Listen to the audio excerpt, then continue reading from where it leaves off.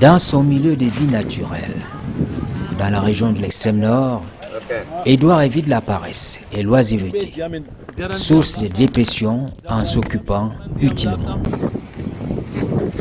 Il concilie vie familiale et professionnelle, garde la ligne et le sourire. Dans une zone où règne l'adaptation aux risques naturels et incertitudes climatiques, une zone au climat soudano-sahélien, Edouard a choisi de couper du bois mort, des bûches ou des branches d'arbres pour les revendre à Maroua.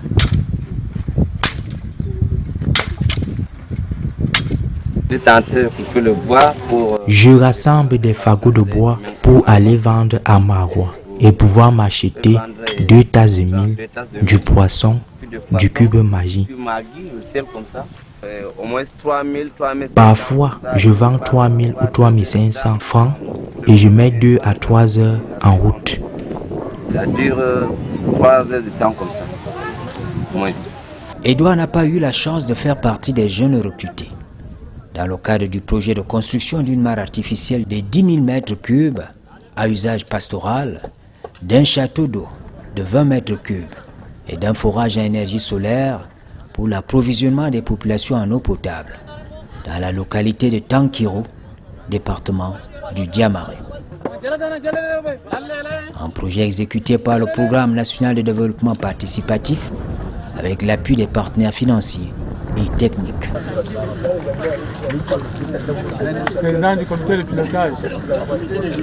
Bon, à ce jour, on a environ 78% de réalisation. Pour que la moelle soit déjà exploitée, il nous reste de poser le moellon, la maçonnerie sèche au niveau de la paroi du bassin de du bassin de rétention, et puis maçonner, finir la maçonnerie dans le bassin de sédimentation.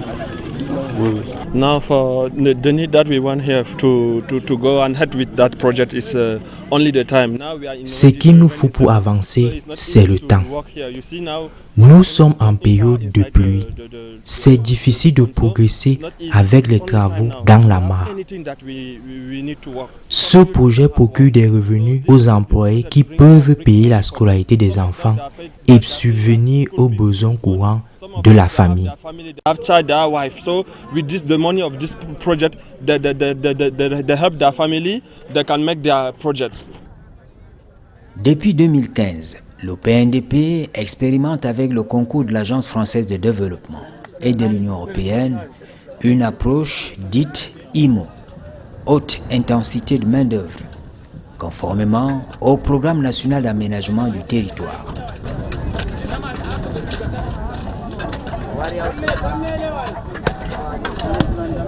À la genèse, c'est-à-dire que le gouvernement, notamment le ministre de l'économie, de la planification et de l'aménagement du territoire, qui en 2014 va élaborer le programme d'aménagement du territoire. Programme d'aménagement du territoire. Ce programme qui vient également un tout petit peu en réponse à l'actualité de l'heure, à ce moment-là. C'est-à-dire que nous faisons face effectivement aux agressions de Boko Haram. Alors, à partir de là, vous comprenez tout. C'est-à-dire que on est là, on fait face à des jeunes qui ne travaillent pas et véritablement, il est question de les occuper. Et effectivement, donc, vous voyez l'engouement. Et vous savez, dans l'opérationnalisation du PNDP, il y a un effet de tache d'huile.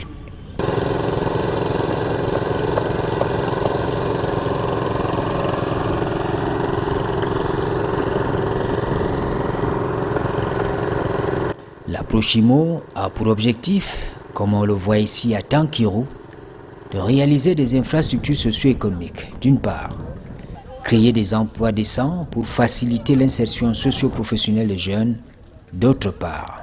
The IMO that we are doing now is the third phase, which started with the C2D project in 2015, which concerned L'approche IMO que nous expérimentons maintenant est rendue à sa troisième phase avec un portefeuille de 25 communes.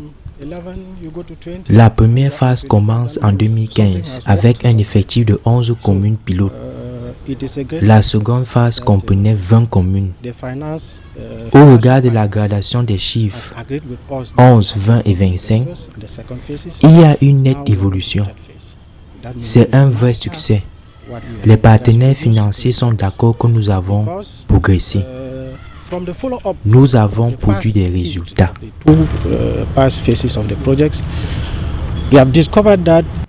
Il est donné de constater que les personnes mobilisées dans le cadre de cette approche IMO trouvent de l'emploi, s'installent à leur propre compte et par ricochet réduisent l'état de pauvreté. L'approche IMO mobilise entre 150 et 300 employés.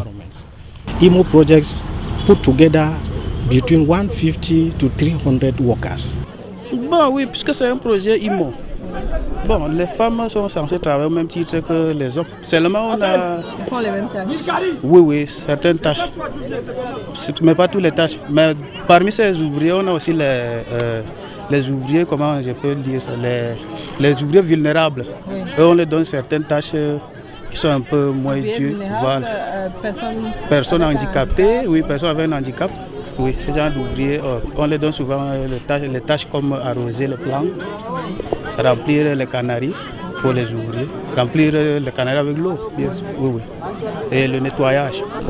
Voilà, quand on est une femme, on travaille comme les autres hommes, on fait le même travail comme les autres. Dès qu'on nous paie l'argent, dès qu'on prend l'argent comme ça, si on rentre à la maison, on achète le chèvre pour élever des moutons. Après, le reste d'argent, on garde dans notre épargne. Et vous avez déjà un projet en tête, qu'est-ce que vous voulez faire? Actuellement, c'est comme moi je veux faire. Je voulais tout juste élever et pour développer ma vie. Si je trouvais beaucoup d'argent, je vais ouvrir quelques entreprises. À l'exemple de, je peux vendre le mil avec le maïs, le niébé, le sésame. Je me sens à l'aise quand je travaille avec le son. Il ne vous menace pas? Même pas. Ça demande, dès que tu respectes l'homme, voilà. Bon, c'est comme ça. Tout va bien. Tout va bien. Derrière toute la mécanique, il y a ce qu'il convient d'appeler l'insertion des jeunes qui passe en amont par le déploiement d'une ingénierie sociale bien avant le chantier. IMO PNDP est quand même assez spécial parce qu'il y a des projets qui font du cash forward. Il y a des gens qui viennent travailler pour une journée, pour une semaine, et puis sont payés et puis s'en vont. Mais ici, il est question d'une ingénierie sociale.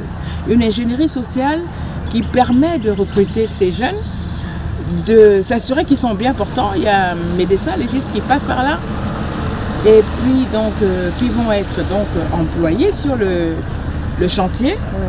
Et pendant qu'ils sont employés sur les chantiers, ils sont payés chaque semaine avec un acteur qui est dans la configuration du projet, le Crédit du Sahel, une microfinance. Ils sont payés tous les samedis, mais ils font également de l'épargne. Alors, pendant qu'ils sont sur le chantier, ils vont être profilés par cette partie du projet qui est l'ingénierie sociale, par une ONG qui est recrutée et qui va profiler donc ces gens-là. Ils vont se regrouper soit en groupe, soit de manière isolée.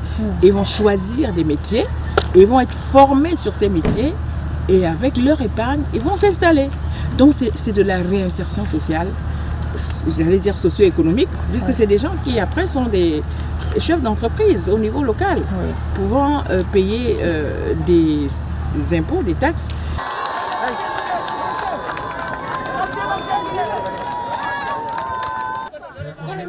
L'ambassadeur de France au Cameroun a mis à profit son dernier séjour dans la commune de Bogo, précisément dans la localité de Tankiro, pour évaluer l'état d'avancement du projet de mare artificielle qui bénéficie, il faut le dire, d'un financement de l'AFD. Une relation de confiance établie avec la population bénéficiaire et l'agent d'exécution, le PNDP.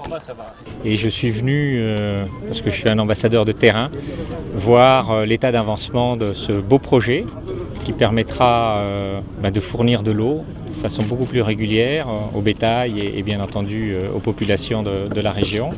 Et dans ce cadre-là, nous avons fourni à travers les programmes de haute intensité de main-d'œuvre depuis 7 ans du travail à plus de 12 000 Camerounais et Camerounaises de la région.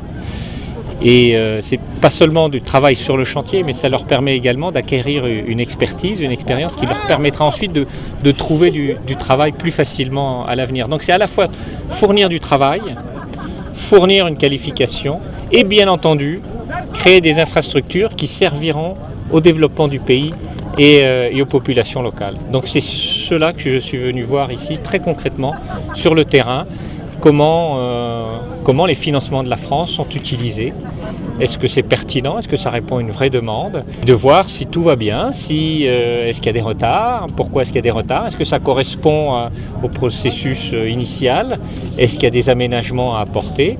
Et je suis rassuré par ce que j'ai vu, par les explications qui m'ont été données, par le dialogue aussi que l'on a régulièrement à travers l'Agence française de développement et ses différents interlocuteurs au sein des administrations, des autorités locales. Et tout ça est en train d'avancer dans le bon sens. Nous avons, à la suite de la visite du partenaire du gouvernement, l'ambassadeur de France au Cameroun, nous avons pu toucher du doigt l'état d'avancement des travaux.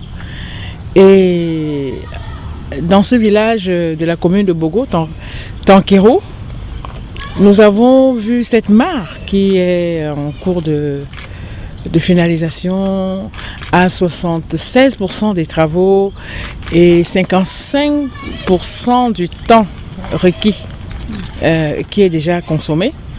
On peut quand même reconnaître que les travaux avancent tout à fait normalement et de manière, j'allais dire, satisfaisante. Le satisfait est là par rapport à l'état d'avancement des travaux et on peut souhaiter que cela soit accéléré. Des dizaines de millions de francs CFA investis dans la rémunération des ouvriers. Au final, 2857 emplois jeunes créés sur les 4400 attendus.